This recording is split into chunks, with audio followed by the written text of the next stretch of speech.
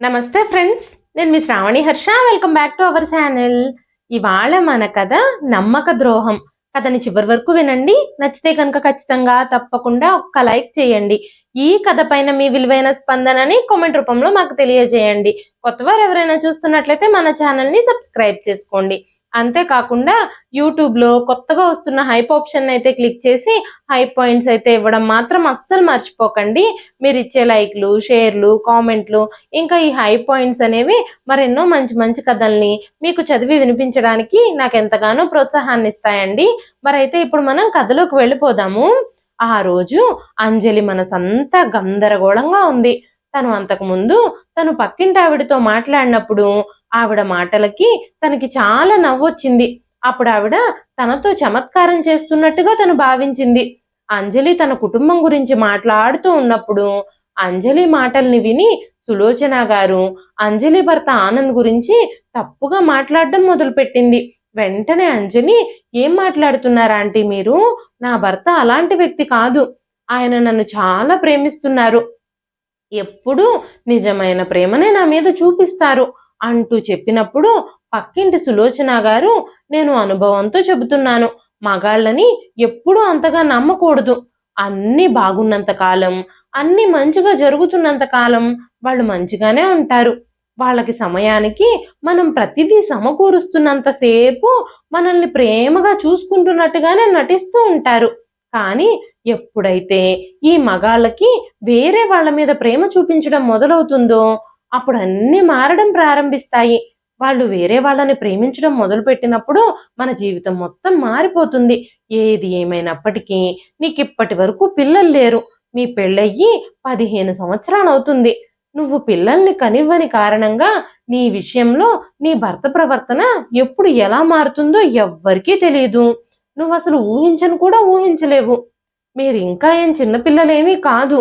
నువ్వు మీ ఆయనకి ఒక వారసుని కనివ్వడం అనేది చాలా అవసరం అంటూ సులోచన గారు చెప్పిన మాటలు విన్న తరువాత అంజలి దీర్ఘంగా శ్వాస తీసుకుంది. తన హృదయంలో భారాన్ని దించుకోవడం కోసం, సులోచన గారి అభిప్రాయం తప్పు అని నిరూపించడం కోసం తను మళ్ళీ మాట్లాడుతూ, చూడండి ఆంటీ, మా పెళ్ళయ్యి ఇప్పటికి 15 సంవత్సరాలు అవుతోంది. ఈ 15 సంవత్సరాల కాలంలో మా ఆయన ఒక్కసారి కూడా పిల్లలు లేని కారణంగా నన్ను ఒక్క మాట కూడా అనలేదు. ఎప్పుడూ నన్ను నిందించలేదు. ఎప్పుడూ నన్ను కించపరిచేలా మాట్లాడలేదు. అది ఆయన మంచితనం. ఆయన చాలా గొప్ప వ్యక్తి. నా దృష్టిలో వ్యక్తిత్వంలో ఆయన చాలా ఎత్తులో నిలబడున్నారు అంటూ సులోచన గారి కళ్ళల్లోకి చూస్తూ చాలా గర్వంగా చెప్పింది అంజలి. వెంటనే సులోచన గారు అంజలి వైపు నిశ్శబ్దంగా చూస్తూ, అంజలి, నీ మాటల్ని నేను అంగీకరిస్తున్నాను. కానీ భర్తల మీద గుడ్డి నమ్మకం పెట్టుకోవడం అంత మంచి విషయం ఏమీ కాదు. కాస్త కళ్ళు తెరిచి ఆలోచించి చూడు. చుట్టూ ఉన్న పరిస్థితుల్ని గమనించు. నీ భర్త ఆనంద్ మీద ఎప్పుడూ ఒక కన్నేసుంచు. తను అందరిలాంటి మగాడే. మగవాళ్ల హృదయం ఎప్పుడు ఎలా మారుతుందో ఎవ్వరికీ తెలియదు అని చెప్పగానే అంజలి, ఏం మాట్లాడుతున్నారండి మీరు? ఆయన వయసు ఇప్పుడు 40 సంవత్సరాలకి పైబడింది. ఆయన జుట్టు కూడా అక్కడక్కడ తెల్లగా మారుతుంది. ఇప్పుడు ఆయన రెండో వివాహం చేసుకోవడం గురించి ఆశపడతారని మీరు అనుకుంటున్నారా? ఆయన మనసులో అలాంటి ఆలోచనలు ఉంటే మీరు అనుకున్న పనులు ఎప్పుడూ చేసేసి ఉండేవారు. మా ఆయన చాలా మంచివారు. ఆయన గురించి నాకు లేనిపోనివి చెప్పి నా మనసును మీరు చెడగొట్టకండి అంటూ సులోచన గారితో గట్టిగానే చెప్పింది అంజలి. ఆవిడతో గట్టిగా మాట్లాడిందే కానీ అంజలి మనసంతా కూడా ఆవిడ వెళ్ళిపోయిన దగ్గర నుంచి చాలా ఆలోచనలతో కొట్టుమిట్టాడడం మొదలయ్యింది. ఆ తర్వాత చాలా రోజులు బాగానే గడిచిపోయాయి. రోజులు గడిచే కొద్దీ ఆనంద్ ప్రవర్తన కూడా మెల్లమెల్లగా మారడం మొదలయ్యింది. ఈ రోజు ఎందుకో అంజలికి సులోచన గారన్న మాటలే పదే పదే గుర్తుకు రావడం మొదలయ్యాయి. ఆ ఆలోచనలతోనే ఆ విషయాలన్నీ గుర్తు చేసుకుంటూ కూర్చోవడంతోనే సాయంత్రం అయిపోయింది. కాసేపటి తర్వాత ఆనంద్ ఇంటికొచ్చాడు. తన కోసం టీ పెట్టించింది అంజలి. ఆనంద్ టీ తాగి మౌనంగా గదిలోకి వెళ్ళిపోయాడు. ఆ తర్వాత తను కూడా డాబా మీదకి వెళ్ళింది. ఆ రాత్రి చాలాసేపు డాబా మీదే ఒంటరిగా కూర్చుంది. వాతావరణం కూడా మారుతూ వస్తోంది. అంజలి చాలా విషయాల గురించి ఆలోచించడం మొదలుపెట్టింది. ఇంతకుముందు రోజు ఆనంద్ ఇంటికి రాగానే చాలాసేపు తనతో మాట్లాడుతూ ఉండేవాడు. ఇద్దరూ డైనింగ్ టేబుల్ దగ్గరే కూర్చొని టీ తాగుతూ ఆ రోజు జరిగిన విషయాలన్నింటి గురించి మాట్లాడుకుంటూ ఉండేవారు. ఉదయం తను ప్యాక్ చేసి ఇచ్చిన లంచ్ బాక్స్‌లోని ఆహారం ఎలా ఉందో, ఆఫీస్‌లో తనకు ఆ రోజు ఎలా జరిగిందో, ఇలాంటి విషయాలన్నింటి గురించి ఆనంద్ అంజలితో చెబుతూ ఉంటే, రోజంతా తను ఇంట్లో ఏమేం పనులు చేసింది అనే విషయాలు, ఆ రోజు తనకెలా గడిచింది అనే విషయాలు అంజలి ఆనంద్‌తో చెబుతూ ఉండేది. కానీ ఈరోజు ఆనంద్ ఇంటికొచ్చే సమయంలో చాలా చిరాగ్గా ఉన్నాడు. తలుపు తెరిచిన వెంటనే నిశ్శబ్దంగా ఇంట్లోకొచ్చాడు. కానీ తన ముఖం మీద చిన్న చిరునవ్వు కూడా లేదు. ఆనంద్ అంజలితో ఏమీ మాట్లాడలేదు. అప్పుడు అంజలినే ఆనంద్‌తో మాట్లాడుతూ, "మీరు మధ్యాహ్నం భోజనం చేశారా?" అని ఆనంద్‌ని అడిగినప్పుడు, "లేదు లేదు. నాకీరోజు ఆకలిగా అనిపించలేదు. అందుకే నేనేమీ తినలేదు" అంటూ చెప్పాడు. "మీ ఆరోగ్యం బాగానే ఉందా? దేని గురించైనా మీరు ఆలోచిస్తున్నారా?" అంటూ అంజలి అడిగింది. కానీ ఆనంద్ ఎలాంటి సమాధానము చెప్పకుండానే మౌనంగా గదిలోకి వెళ్ళిపోయాడు. అంజలి ఆనంద్ ముఖాన్ని నిశితంగా పరిశీలించింది. ఏదో జరిగినట్టే ఉంది కానీ ఆ విషయాలన్నీ ఆనంద్ అంజలితో చెప్పడానికి ఇష్టపడుతున్నట్టుగా మాత్రం లేడు. ఆ విషయం తనకు అర్థం అవుతోంది. ఆ తర్వాత రోజు కూడా యథాప్రకారమే జరిగింది. ఆ తర్వాత రోజు ఉదయాన్నే ఆనంద్ ఆఫీస్‌కు వెళ్ళాడు. సమయానికి తిరిగి ఇంటికొచ్చాడు. భోజనం చేసి టీవీ చూశాడు. ఆ తర్వాత నిద్రపోవడానికి గదిలోకి వెళ్ళిపోయాడు. ఆనంద్ ప్రవర్తనలో ఏదో మార్పొచ్చిందని అంజలికి అనిపించడం మొదలుపెట్టింది. ఆనంద్ మారుతున్న ప్రవర్తనని అంజలి భరించలేకపోతోంది. రోజులు గడుస్తున్న కొద్దీ ఆనంద్ అంజలితో సరిగ్గా టైం కూడా స్పెండ్ చేయడం లేదు. అంజలి మాత్రం ఇంటి పనులతో తనని తాను బిజీగా ఉంచుకోవడానికి ప్రయత్నిస్తూ ఉంది. తనకి ఇంట్లోనే ఒక చిన్న అక్వేరియం ఉంది. అందులో చేపల్ని శుభ్రం చేయడం, నీళ్ళని మార్చడం, గార్డెన్‌లో మొక్కల్ని కత్తిరించడం, వాటికి నీళ్లు పెట్టడం, కొత్త మొక్కలు నాటడం, కుట్టు పని చేయడం, ఎంబ్రాయిడరీ చేయడం ఇలాంటి పనులన్నీ చేస్తూ రోజంతా బిజీగా ఉండడానికే తను ట్రై చేస్తూ ఉండేది. రోజంతా తను ఏదో ఒక పనిలో బిజీగా ఉన్నా సరే, సాయంత్రం అయ్యేసరికి ఏదో ఒక శూన్యత తనని ఆవరిస్తూ ఉండేది. సాయంత్రం ఆనంద్ ఇంటికొచ్చినప్పుడు ఆనందంగా తను తలుపు తీయడానికి వెళ్ళేది. కానీ ఆనంద్ కనీసం అంజలి ముఖంలోకి చూడడం కూడా మానేశాడు ఈ మధ్య. మౌనంగా ఫ్రెష్ అయ్యొచ్చి తను టీ తాగేవాడు. ఏమీ మాట్లాడేవాడు కాదు. మౌనంగా కూర్చునేవాడు. ప్రతిరోజు తనతో ఎంతో ప్రేమగా మాట్లాడే ఆనంద్ ప్రవర్తన ఒక్కసారిగా మారిపోవడంతో అంజలికి చాలా బాధగా అనిపిస్తూ ఉండేది. ఒకరోజు ఆనంద్ అర్ధరాత్రి ఇంటికొచ్చాడు. తన ముఖంలో అలసట, ఇంకా విచారం కూడా ఉంది. అప్పుడు అంజలి డైనింగ్ టేబుల్ దగ్గరే కూర్చొని ఆనంద్ కోసం ఎదురు చూస్తూ ఉంది. ఆనంద్ లోపలికి రాగానే అంజలి మాట్లాడుతూ, "నేను మీకోసమే ఎదురు చూస్తున్నానండి. ఈరోజు చాలా ఆలస్యం అయిపోయింది. మీకోసం ఈరోజు నేను గుత్తి వంకాయ కూర చేశాను. ఆ కూరంటే మీకు చాలా ఇష్టం కదా! రండి ఇద్దరం కలిసి భోంచేద్దాం" అని మాట్లాడుతూ ఉండగానే ఆనంద్, "నాకు ఆకలిగా లేదు. అయినా మనకిష్టమైనవన్నీ మనకి దక్కాలి అన్న అవసరం ఏమీ లేదు" అని చెప్పగానే అంజలి ఒక్కసారిగా షాక్ అయిపోయింది. "మీరెందుకిలా మాట్లాడుతున్నారు? చాలా రోజుల నుంచి మీ ప్రవర్తన మారిపోయింది. నాతో మీకేదైనా సమస్యుందా?" అని అడగగానే ఆనంద్, "అలాంటిది ఏమీ లేదు. చాలా రోజుల నుంచి ఇల్లంతా నాకు చాలా శూన్యంగా కనిపిస్తుంది. మనకు కూడా ఒక కొడుకో, లేదంటే ఒక కూతురో ఉంటే ఈ ఇల్లు వేరేలా ఉండేది. ఈ ఇల్లు పిల్లలతో సందడిగా కళకళలాడుతూ ఉండేది అని ఆలోచిస్తున్నాను" అన్నాడు. ఆ మాటలు వినగానే అంజలి ఒక్కసారిగా షాక్ అయిపోయింది. 15 సంవత్సరాలలో ఇప్పటి వరకు ఆనంద్ ఈ విధంగా ఎప్పుడూ మాట్లాడలేదు. అంజలి పిల్లలు లేరని ఎప్పుడు బాధపడుతున్నా సరే, మనిద్దరం ఒకరికొకరు తోడుగా ఉన్నాం. నువ్వు పిల్లల గురించి ఆలోచించి బాధపడకు అంటూ అంజలిని ఓదార్చేవాడు. కానీ ఈరోజు స్వయంగా ఆనందే ఈ విధంగా మాట్లాడుతూ ఉంటే అంజలికి ఏం చేయాలో కూడా అర్థం కాలేదు. మెల్లగా అంజలి తేరుకొని ఆనంద్‌తో, "ఆనంద్, నీకు తెలుసు కదా! ఈ 15 సంవత్సరాల నేను పిల్లల కోసం ఎంత ఆరాటపడుతున్నానో. ఎన్నో రకాల ట్రీట్మెంట్లు చేయించుకున్నాను. ఎన్నో గుడులు, గోపురాలు తిరిగాను. హాస్పిటల్స్ చుట్టూ తిరిగాను. ఇక్కడికి వెళితే పిల్లలు పుడతారు, అక్కడికి వెళితే పిల్లలు పుడతారు అని ఎవరు ఏ మాట చెప్పినా ఆ ప్రతి చోటికి నేను వెళ్ళాను. ఈ విషయాలన్నీ తెలిసి కూడా మీరు ఇలా మాట్లాడుతూ ఉంటే మీ మాటలు విన్న నా గుండె ఆగిపోతున్నట్టుగా అనిపిస్తుంది అంది అంజలి. చాలాసేపు ఆ గదిలో నిశ్శబ్దమే నిలబడింది. ఆ రాత్రంతా ఒకరితో ఒకరు ఏమీ మాట్లాడుకోలేదు. ఆ తర్వాత రోజు ఉదయం ఆనంద్ తొందరగా ఆఫీస్‌కి వెళ్ళిపోయాడు. ప్రతిరోజు ఆనంద్ మొహం మీద నిస్సహాయతే కనిపిస్తూ ఉండేది అంజలికి. ఆ రోజు సాయంత్రం అంజలి వాళ్ళ చెల్లెలు అంజలి వాళ్ళ ఇంటికొచ్చింది. అంజలి చెల్లెలు మానస పిల్లలు ఆ ఇంటికొచ్చినప్పుడు పిల్లలు ఆ ఇంట్లో ఆడుకుంటూ ఉంటే వాళ్ళని చూసి అంజలికి చాలా ఆనందంగా అనిపించింది. ఒక్కసారిగా ఆ ఇల్లంతా చాలా సందడిగా మారిపోయింది. ఆ రోజు సాయంత్రం ఆనంద్ ఇంటికొచ్చేసరికి పిల్లలు ఇంట్లో ఆడుకుంటూ ఉంటే ఆనంద్ మొహంలో కూడా ఏదో తెలియని ఆనందం కనిపించింది. పిల్లలిద్దరూ ఆనంద్ అంకుల్ రేపు మా కోసం బొమ్మలు తీసుకొస్తారా అని ఆనంద్ని అడిగినప్పుడు ఆనంద్ వెంటనే సరే సరే రేపు నేను మీకోసం కారు బొమ్మ తీసుకొస్తాను అంటూ చెప్పాడు.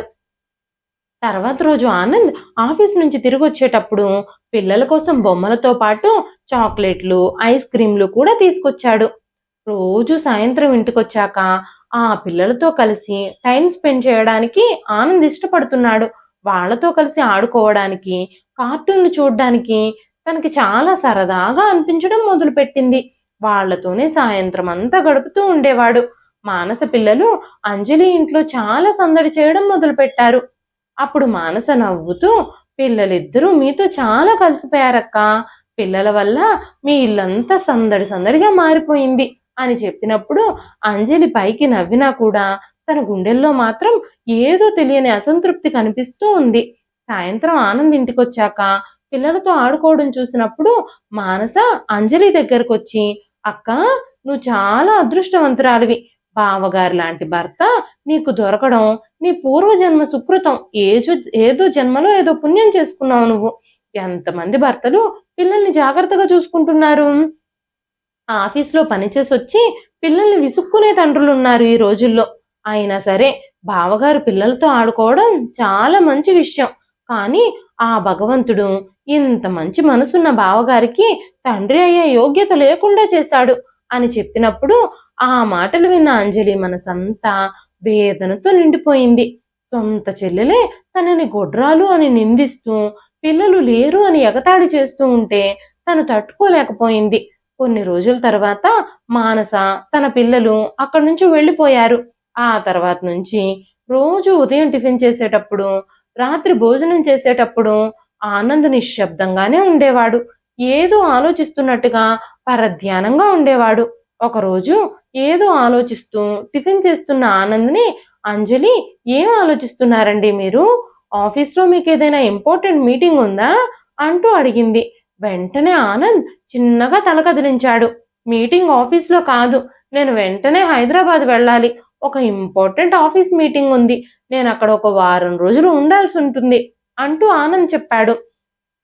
చాలా సంవత్సరాల తర్వాత అంజలిని ఒంటరిగా వదిలి ఆనంద్ ఒక్కడే బయటకు వెళుతున్నాడు. ఇంతకు ముందు ఆనంద్ ప్రవర్తన ఇలా లేదు.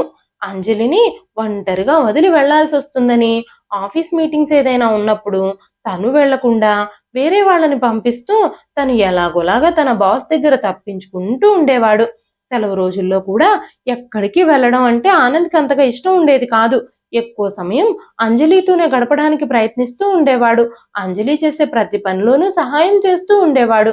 కానీ చాలా ఏళ్ల తరువాత అంజలిని ఒంటరిగా వదిలి ఆనంద్ ఇప్పుడు బయటకు వెళుతున్నాడు. ఆనంద్ ఆఫీస్ మీటింగ్ కోసం వెళ్ళి 3 రోజులు గడిచిపోయాయి. గార్డెన్‌ని శుభ్రం చేయడం, మొక్కల్ని కత్తిరించడం, నీళ్లు పట్టడం, ఎక్వేరియంని శుభ్రం చేయడం ఇలాంటి పనులతో 3 రోజులు ఈజీగానే గడిచిపోయాయి అంజలికి. నాలుగో రోజు మాత్రం అంజలికి ఆనంద్ చాలా గుర్తుకొచ్చాడు. ఎందుకంటే ఆనంద్ వెళ్ళిన దగ్గర నుంచి ఆనంద్ అంజలితో ఫోన్‌లో కూడా సరిగ్గా మాట్లాడడం లేదు. ఆఫీస్ వర్క్ ఉందని, చాలా బిజీగా ఉన్నానని చెప్పి ఫోన్ పెట్టేస్తున్నాడు. అలాగే 7 రోజులు గడిచిపోయాయి. ఆనంద్ తిరిగొస్తాడని అంజలి చాలా ఆశగా ఎదురు చూస్తూ ఉంది. కానీ అదే సమయంలో ఆనంద్ నుంచి అంజలికి ఫోనొచ్చింది. గబగబా తను ఫోన్ ఎత్తి మాట్లాడేసరికి ఆనంద్ మాట్లాడుతూ, "వెళ్ళిన పని ఇంకా పూర్తవ్వలేదు. ఇంకొన్ని రోజులు నేనిక్కడే ఉండాల్సొస్తుంది" అని ఆనంద్ చెప్పాడు. మెల్లగా 12 రోజులు గడిచిపోయాయి. 12వ రోజున ఆనంద్ ఇంటికొచ్చాడు. అప్పుడు అంజలి డోర్ తెరిచి చూసి ఒక్కసారిగా షాక్ అయిపోయింది. తన ముందు నిలబడిన వ్యక్తి తన భర్త కాదా, లేదంటే మరెవరైనా వ్యక్తా అన్న అనుమానం కూడా తనకొచ్చింది. తన ముఖంలో చాలా మార్పుంది. తను క్లీన్ షేవ్ చేసుకుని ముఖంలో వింత గ్లోతో తను నిలబడున్నాడు. ఇంతకుముందు తనకి వయసు కారణంగా అక్కడక్కడా కూడా తెల్ల జుట్టు కూడా వచ్చేసింది. కానీ ఇప్పుడు తన జుట్టంతా నల్లగా కనిపిస్తుంది. తన జుట్టుకి రంగు వేసుకున్నట్టున్నాడు. అప్పుడు మెల్లగా అంజలి, మీరు చాలా మారిపోయారండి అంటూ ఆనంద్తో చెప్పింది. వెంటనే ఆనంద్, నాకు ఇలాగే బాగుంది, కొత్తగా అనిపిస్తున్నట్టుంది అంటూ తన గదిలోకి వెళ్లి కూర్చుని టీ తీసుకురమ్మని అంజలితో చెప్పాడు. అంజలి టీ తీసుకురావడానికి వంటగదిలోకి వెళ్ళింది. కానీ అంజలి మనసులో మాత్రం చాలా ప్రశ్నలు కదలడం ప్రారంభించాయి. చాలా ఏళ్లుగా ఆనంద్ తన వయసును గాని తన అందాన్ని గాని అస్సలు పట్టించుకునేవాడే కాదు. చాలా నార్మల్గా ఉండేవాడు. కానీ అకస్మాత్తుగా తను ఇవన్నీ ఎందుకు కోరుకుంటున్నాడు అని ఆలోచించడం మొదలుపెట్టింది అంజలి. కాసేపటి తర్వాత అంజలి టీ తీసుకొని ఆనంద్ దగ్గరకు వెళ్ళింది. అప్పుడు అంజలి ఆనంద్తో మాట్లాడుతూ, హైదరాబాద్లో మీ మీటింగ్స్ ఎలా జరిగాయండి? మీరు చాలా మంది కొత్త వ్యక్తులను కలిసి ఉంటారు కదా, ఇన్ని రోజులు మీకు ఎలా గడిచాయి? మీరు నన్ను మిస్ అయ్యారా? నేనైతే మిమ్మల్ని చాలా మిస్ అయ్యాను అంటూ మాట్లాడుతూ ఉన్నప్పుడు ఆనంద్ టీ తాగుతూ, అవునవును, నేను చాలా మంది కొత్త వ్యక్తులను కలిశాను, చాలా చాలా కొత్త కొత్త విషయాలు నేర్చుకున్నాను అంటూ చెప్పాడు. మరుసటి రోజు ఆనంద్ ఆఫీస్కి వెళ్ళేటప్పుడు కొత్త పర్ఫ్యూమ్ కూడా వేసుకుని వెళ్ళాడు. ఆ వాసన చాలా బాగుంది. ఇంతకు ముందు ఎప్పుడు ఆనంద్ పర్ఫ్యూమ్లు వేసుకోవడం, అలా కాస్ట్లీ పర్ఫ్యూమ్స్ వాడడం తను చూడలేదు. ఆ విషయం గురించి అంజలి ఆనంద్ని అడిగినప్పుడు ఆనంద్ నవ్వుతూ, కొత్త కొత్త వస్తువుల్ని ప్రయత్నించడంలో తప్పేమీ లేదు కదా అంటూ చెప్పాడు. ఆనంద్ ఆఫీస్కి వెళ్ళిపోయిన తర్వాత అంజలి ఆనంద్ కబోర్డ్ని తెరిచి చూసినప్పుడు లోపల చాలా కొత్త డ్రెస్సులు వేలాడదీసున్నాయి. బ్రాండెడ్ పర్సులు, ఖరీదైన షూస్ ఉన్నాయి.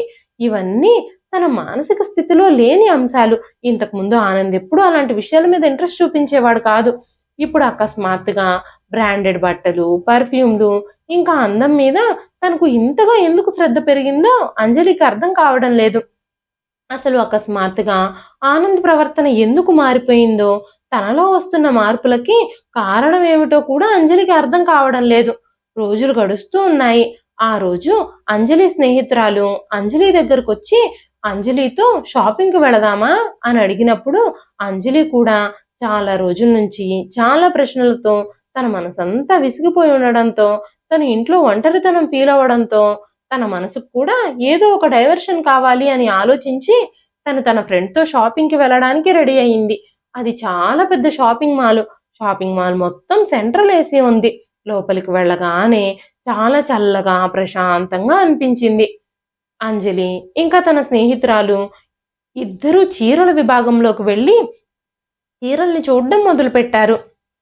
అంజలి స్నేహితురాలు అంజలికి 2 చీరలు చూపించి, ఈ 2 చీరలు ఎలా ఉన్నాయి అంటూ అడుగుతూ ఉంది. అంజలి కూడా వాటి వైపే చూస్తూ ఉండగానే కొంచెం దూరంలోనే అక్కడ కనిపిస్తున్న వ్యక్తిని చూసి ఒక్కసారిగా అంజలి షాక్ అయిపోయింది. అక్కడ కనిపిస్తుంది మరెవరో కాదు, తన భర్త ఆనందే. తనతో పాటు ఒక అమ్మాయి కూడా ఉంది. తను ఒక అమ్మాయితో కలిసి చీరల కౌంటర్ దగ్గరే నిలబడున్నాడు. ఆ అమ్మాయి ముఖానికి స్కార్ఫ్ కట్టుకునుంది. ఒక చీర చూపిస్తూ ఆనంద్తో ఏదో చెబుతూ ఉంది. ఆనంద్ కూడా తన మాటలు విని తల ఊపుతూ ఉన్నాడు. వాళ్ళు ఆ చీరని తీసుకొని క్యాష్ కౌంటర్ వైపుగా వెళ్లారు. ఆనంద్ తన పర్సు నుంచి క్రెడిట్ కార్డ్ తీసి ఆ చీరకి బిల్లు కూడా కట్టాడు. కానీ అదంతా అక్కడే నిలబడి చూస్తున్న అంజలి కళ్ళు మాత్రం అక్కడే ఆగిపోయాయి. తను ఒక్కసారిగా బొమ్మలాగా నిలబడిపోయింది. బిల్ కౌంటర్లో ఉన్న వ్యక్తి ఆ చీరకి బిల్లు వేసి ఆ చీరని కవర్లో పెట్టి ఆ అమ్మాయి చేతికిచ్చాడు. అప్పుడు వాళ్ళిద్దరూ బయటకు వెళ్ళిపోయారు. సడన్ గా అంజలి ప్రవర్తన మారిపోవడంతో అంజలి స్నేహితురాలు, ఏం జరిగింది? ఒక్కసారిగా ఎందుకు ఇలా అయిపోయావు? ఎందుకింత కంగారు పడుతున్నావు? నీ వల్లంతా చెమటలు పట్టేశాయేంటి అంటూ అడిగింది. వెంటనే అంజలి, మనం వెంటనే ఇక్కడి నుంచి బయలుదేరి వెళ్ళిపోవాలి అని చెప్పింది. అప్పుడు అంజలి తన స్నేహితురాలు ఇద్దరూ ఆ షాపింగ్ మాల్ నుంచి బయటకు వెళ్ళిపోయారు. అంజలి భర్త ఆనంద్ ఆ ముసుగు ధరించిన అమ్మాయితో కలిసి ఒక ఆటో ఎక్కాడు. ఇదంతా చూసిన అంజలికి ఎదురుగా కనిపిస్తున్న దృశ్యం కలో, నిజమో, లేదంటే తన భ్రమో కూడా అర్థం కావడం లేదు. మగవాళ్ల ప్రవర్తన నిశ్శబ్దంగా మారిపోతుంది. మనం గమనించను కూడా గమనించలేమని పక్కింటి సులోచన గారు చెప్పిన మాటలే అంజలికి పదే పదే గుర్తుకొస్తున్నాయి. అంజలి ఇంటికొచ్చి తన గదిలోకి వెళ్ళి మంచం మీద కూర్చుని ఆలోచించడం మొదలుపెట్టింది. సాయంత్రం ఆనంద్ రాగానే తనతో పాటు షాపింగ్ మాల్కి వచ్చిన ఆ అమ్మాయి ఎవరో ఆనంద్నే స్వయంగా అడిగి తెలుసుకోవాలని, ఈ రోజు ఆ విషయాన్ని ఎలాగైనా తేల్చేయాలని ఆలోచిస్తూ ఉంది. ఆ ముసుగు వేసుకున్న అమ్మాయి ఎవరు, తన భర్తకి ఆ అమ్మాయికి ఉన్న సంబంధం ఏమిటి అనే విషయాలు ఎంత ఆలోచించినా కూడా అంజలికి అర్థం కావడం లేదు. ఆనంద్ అర్ధరాత్రి ఇంటికొచ్చినప్పుడు తన చేతిలో ఒక షాపింగ్ బ్యాగ్ ఉంది. అంజలి తలుపులు తెరిచి మౌనంగా తన గదిలోకి వెళ్ళిపోయింది. తను నిద్రపోతోందా, మేల్కొని ఉందా అన్న పట్టింపు కూడా ఆనంద్కి లేదు. ఆ రాత్రంతా అంజలి ఏడుస్తూనే ఉంది. తన కన్నీళ్లతో తన తల కింద వేసుకున్న దిండంతా కూడా తడిసిపోతూనే ఉంది. ఈ రోజు వేరే అమ్మాయితో షాపింగ్ మాల్కు వెళ్ళాడు. కొన్ని రోజుల తర్వాత పూర్తిగా నన్ను దూరం పెట్టేసి ఆ అమ్మాయితోనే ఉంటాడేమో అని ఆలోచిస్తూ ఏడుస్తూనే ఉంది అంజలి. ఆనంద్ కూడా మునుపట్లా సంతోషంగా లేడు. ఇంట్లో కూడా ఎక్కువ సమయం ఉండడం లేదు. తరచుగా ఆఫీస్ మీటింగ్లున్నాయని వారాల తరబడి వెళ్ళిపోతున్నాడు. ఆఫీస్ నుంచి కూడా ఆలస్యంగా ఇంటికొస్తున్నాడు. నాకు ఆలస్యం అవుతుంది, నా కోసం ఎదురు చూడొద్దు, నా కోసం ఎదురు చూస్తూ నువ్వు మేల్కొని ఉండొద్దు అంటూ చెబుతున్నాడు. తనతో కూడా ముభావంగా మాట్లాడుతున్నాడు. ఆనంద్ ప్రవర్తన పూర్తిగా మారిపోయింది. ఉదయం టిఫిన్ కూడా చేయకుండానే ఆఫీస్కు వెళ్ళిపోతున్నాడు.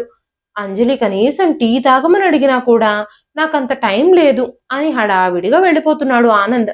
ఆ రోజు రాత్రి ఆనంద్ అంజలితో, నేను 2 రోజులు ఆఫీస్ మీటింగ్ కోసం బయటకు వెళుతున్నాను, నాకు చాలా ఇంపార్టెంట్ మీటింగ్ ఉంది అంటూ చెప్పినప్పుడు అంజలి ఆనంద్ కళ్ళల్లోకి చూస్తూ, మీరు ఎక్కడికి వెళుతున్నారు అంటూ అడిగింది.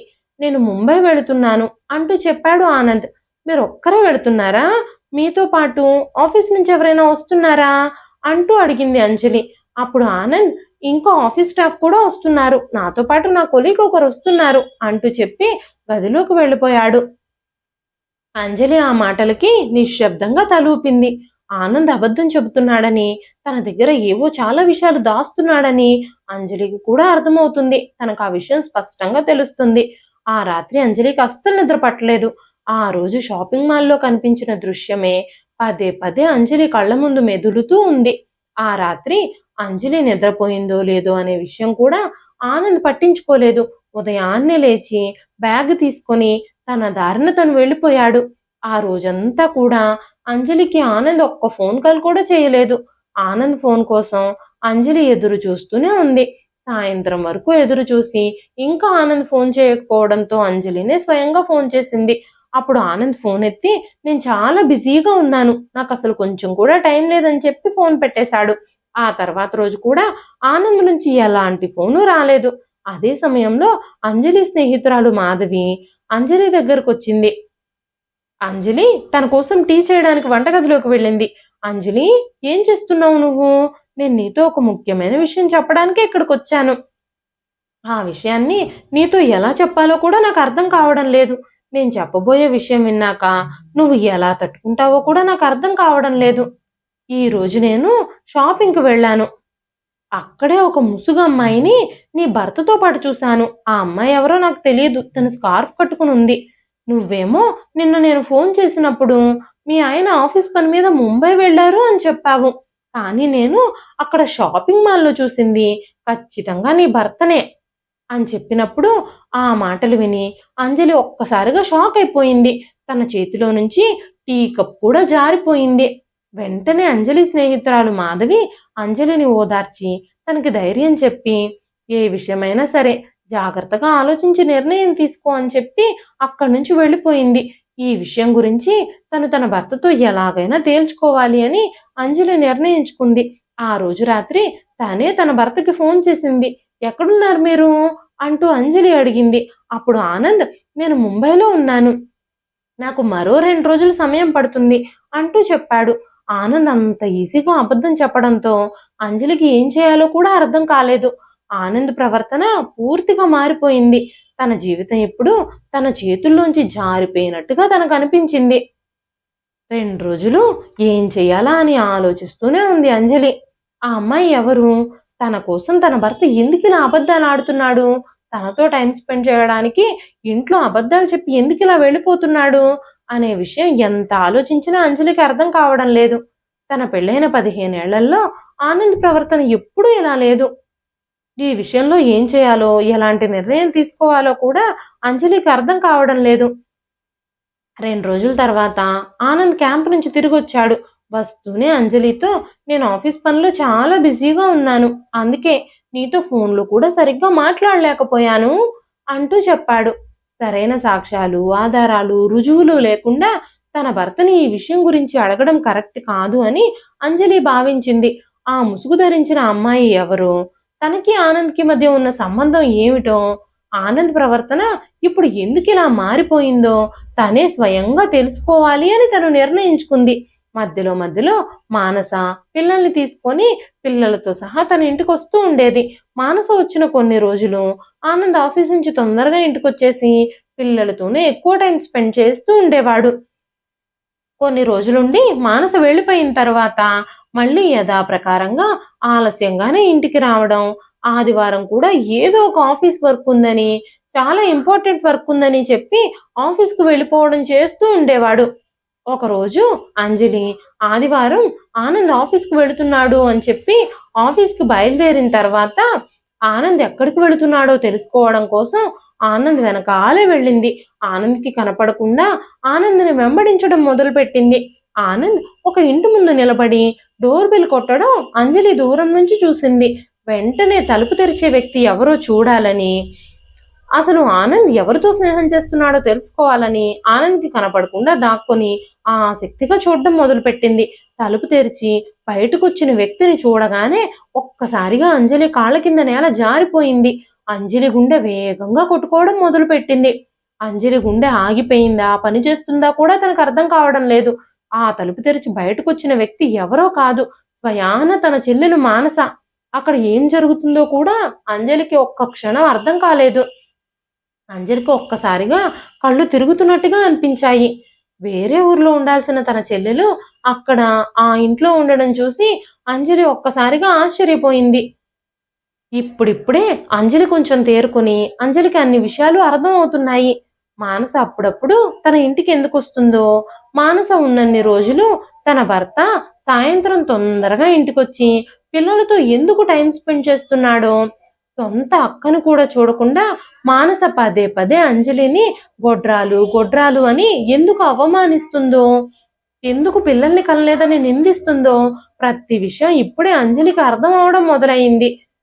ఈ విషయాలన్నీ తేల్చుకోవడానికి ఇదే సరైన సమయం అని తను కూడా గబగబా ముందుకు వెళ్ళింది. ఆనంద్ వెనకాలే అంజలి కూడా ఆ ఇంట్లోకి ప్రవేశించింది. అక్కడ అంజలిని చూడగానే మానస, ఆనంద్ ఇద్దరూ ఒక్కసారిగా షాక్ అయిపోయారు. అంజలి మాత్రం కోపంగా మానసని, ఆనంద్‌ని మార్చి మార్చి చూడడం మొదలుపెట్టింది. అంజలి కోపం చూడగానే ఆనంద్‌కి, మానసకి చెమటలు పట్టడం కూడా మొదలయ్యాయి. అంజలి కోపంగా, ఏం జరుగుతుందిక్కడ?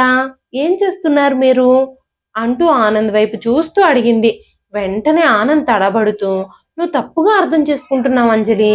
నేను మానసని కలవడానికే ఇక్కడికొచ్చాను అంటూ తన తప్పుని కప్పిపుచ్చుకోవడానికి ప్రయత్నించాడు.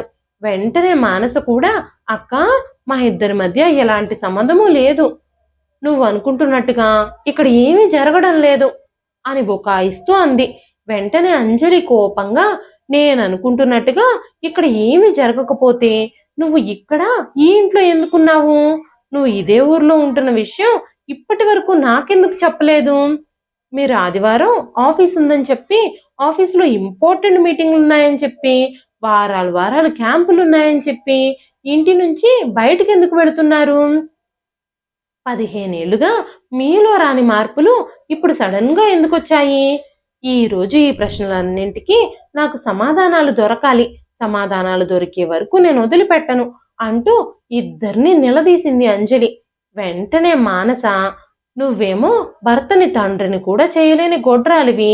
నీతో ఎన్నాళ్ళని బావగారు అడ్జస్ట్ అయి కాపురం చేస్తారు? నీలో ఉన్న లోపాల కారణంగా, నువ్వు బిడ్డని కనలేని కారణంగా బావగారు పిల్లలు లేని వ్యక్తిగా సమాజంలో ఎందుకు ముద్ర వేయించుకోవాలి? ఆయనకు కూడా సరదాలు, సంతోషాలు, కోరికలు కూడా ఉంటాయి కదా! బయట ఎవరినో తీసుకొచ్చి నీకు సవతి నేను చేయలేదు కదా! అంతవరకు నయ్యం. నువ్విది సంతోషించాల్సిన విషయం.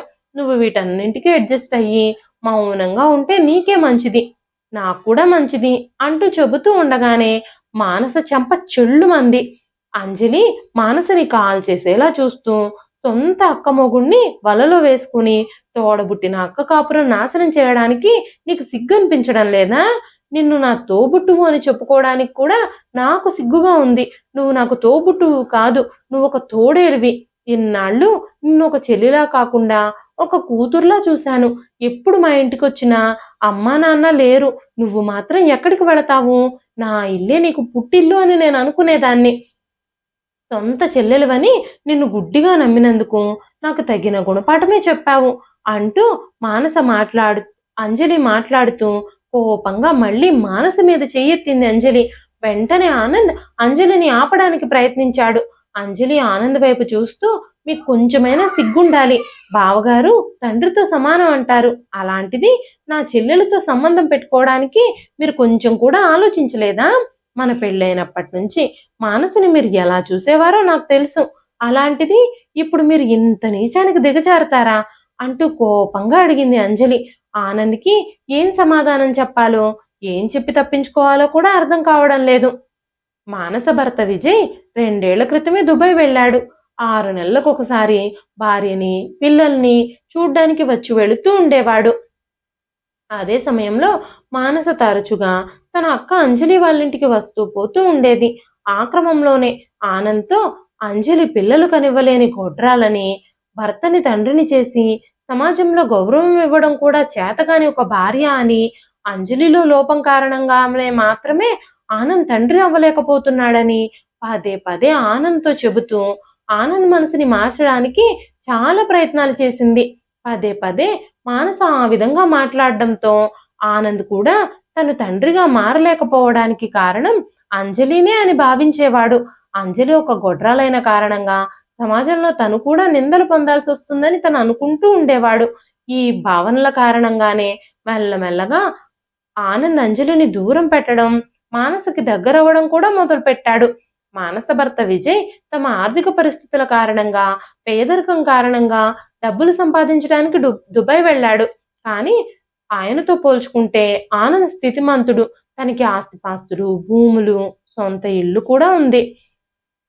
అంజలికి ఎలాగూ పిల్లలు లేరు కాబట్టి ఆనంద్ని ట్రాప్ చేసి ఆనంద్తో సంబంధం పెట్టుకొని ఆస్తిపాస్తులన్నీ తన పిల్లలకే దక్కేలా చేయాలని, తన భర్త దుబాయ్లో ఉన్న సమయంలో తన బావగారితో కలిసి ఉండాలని చాలా ప్లాన్ చేసి మానస ఇదంతా చేసింది. తెలివిగా ఆనంద్కి అంజలి మీద ఉన్న ప్రేమని తన మాటలతో, చేష్టలతో చంపేసి ఆనంద్ని తన వైపుగా తిప్పుకుంది. ఈ విషయాలన్నీ స్వయంగా మానస నోటి నుంచి విన్న అంజలి మానసని అసహించుకోవడం మొదలుపెట్టింది. తన తోడబుట్టిన చెల్లెలు ఎంత నీచురాలు అన్న విషయం తెలిసి అంజలి ఆశ్చర్యపోయింది. డబ్బు కోసం, తను అనుకున్నది సాధించడం కోసం ఎంతకైనా దిగజారగలదు అని, సొంత అక్క జీవితంలోనే తన చెల్లెలు నిప్పులు పోయగలదు అని తను ఎప్పుడూ ఊహించలేదు.